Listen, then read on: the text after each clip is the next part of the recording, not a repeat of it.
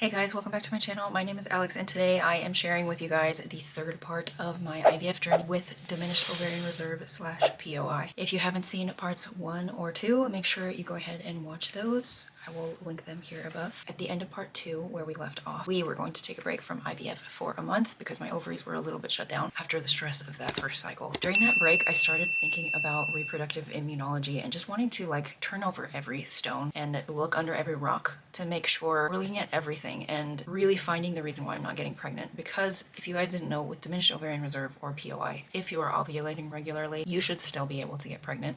It does not really have that much of an effect on your ability to get pregnant naturally. If your estradiol and progesterone are in range, if you are ovulating regularly, you should still be able to get pregnant. I was looking at reproductive immunology testing, which looks at components of your immune system, your clotting issues, compatibility, a bunch of stuff that can go wrong in reproduction and can cause infertility.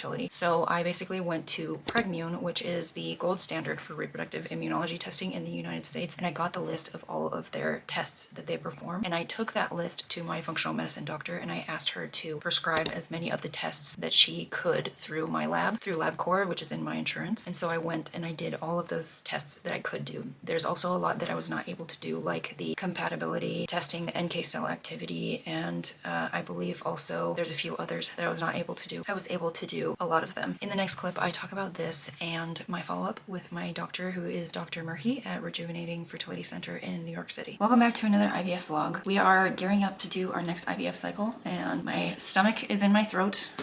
We just talked to Dr. Murphy, who is amazing. I love him, honestly. He is just a wonderful, wonderful man. And he is kind. Enough of gushing about Dr. Murphy. We came up with a plan. So I brought up my concerns to him about reproductive immunology because my husband and I have been together for a very long time. We've never had an accidental pregnancy or anything. And I let him know that I went ahead and did as many of the Pregmune tests that I could do through LabCorp with my functional medicine doctor. And he was very happy about that. We haven't gotten the results back yet, but we will probably within the next week, and so I'll be sending those to him as soon as I get those results back. He also said he wants to do a detailed hysteroscopy on me because I've never even been pregnant as far as we can tell, and he said if your tubes are open, we need to look at your uterus. I've had one done before, but Dr. Murphy's a lot more detailed. He said that can sometimes be a big issue. Sometimes other doctors are not as detailed, and he's very meticulous about it. He says even if there's a small scar or something, an embryo is microscopic, and that's a big deal to an embryo. So if there's an issue with endometrial receptivity, then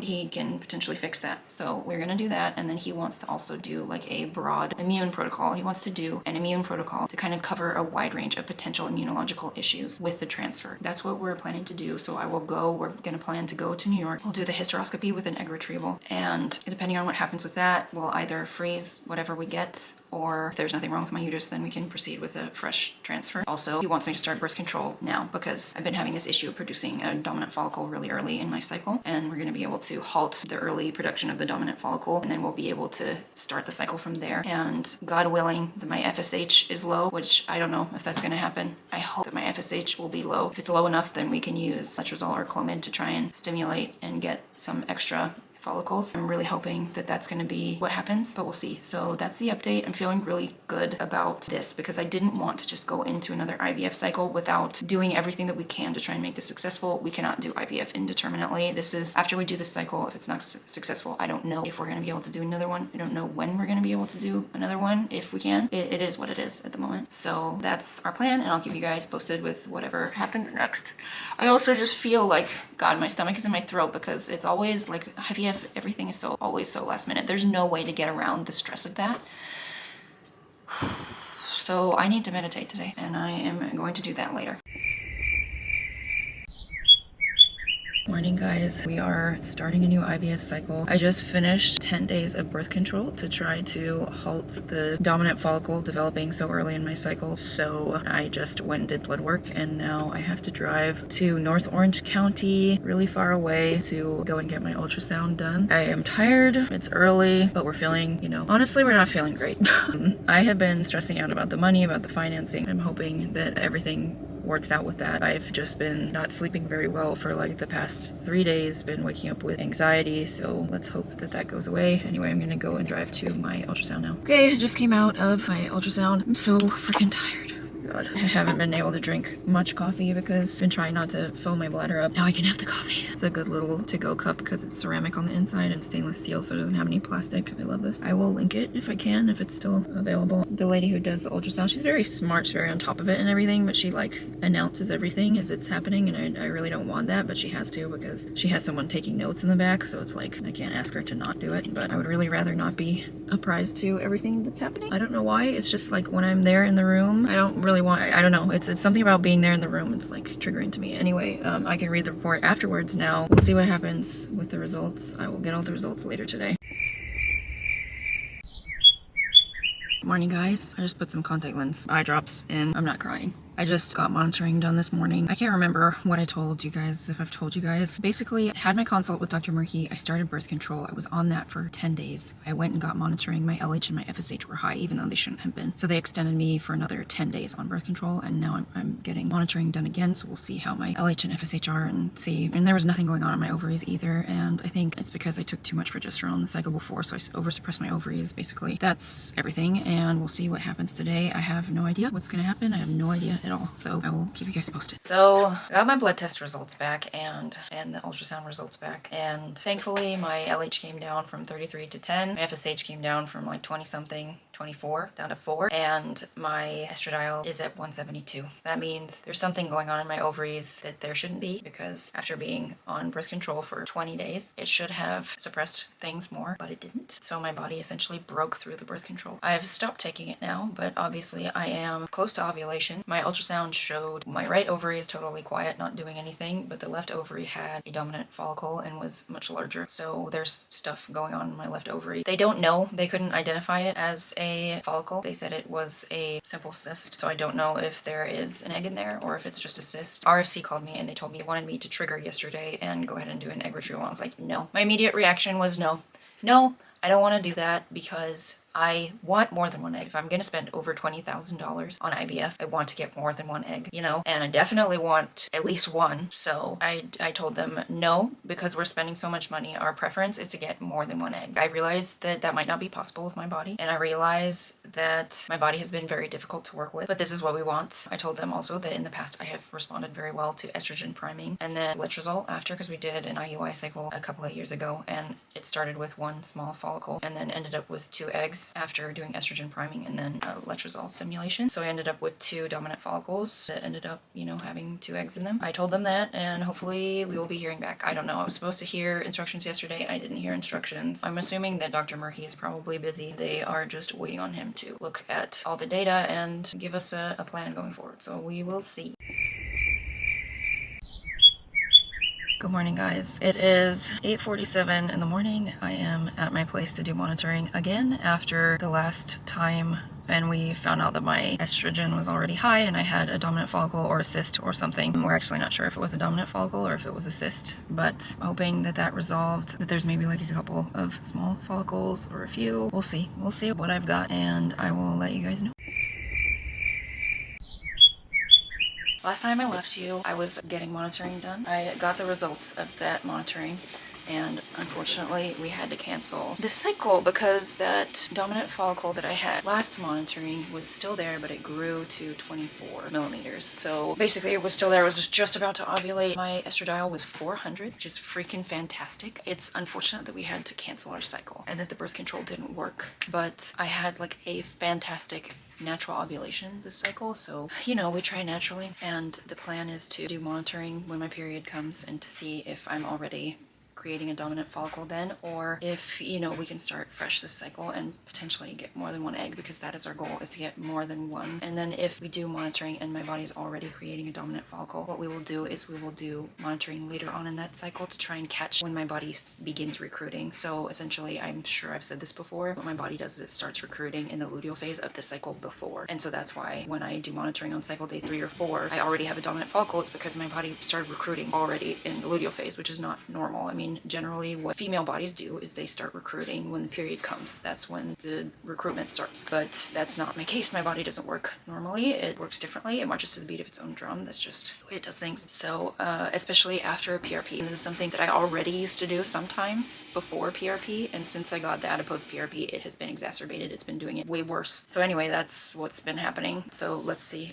what happens. I was really disappointed, but after seeing my hormone levels, and after I feel amazing too, because my estrogen has been so perfect this cycle. I feel amazing. Like, I feel so good this cycle, and it makes me think that I ended up with more than one follicle. And I don't know, I didn't see the results of the ultrasound because they didn't send them to me. So the place where I get the ultrasound done didn't send them to me, but I can ask ROC if they can send me the results, and I'm sure that they will. At 400 estradiol is like, that's so good. I'm so pleased with that. I'm so happy with that. It's a perfect estrogen, like right at the top range of normal. But I did have someone in my community ask me, because I shared this on Instagram, so I'll tell you guys now too. Basically what I've been doing this cycle was the birth control. I don't know if that just like made my body push hard against it, and because like I'm so atypical, or because I'm having such an atypical sort of reaction post PRP, that the birth control kind of made my body fight harder against it or something. But my functional medicine doctor did prescribe me a few months back Xenolutin. I'll put it on the screen. Xenolutin, and that is an ovarian peptide. So I took that. You're supposed to take like one course and then cycle it every 3 to 6 months. So I completed that in May, and that has been shown in Russian studies to greatly help hormone levels, reduce FSH, increase estradiol in women with what they call exhausted ovary syndrome in Russia, which is basically premature ovarian insufficiency. That could factor in. I also have been doing acupuncture weekly. Oh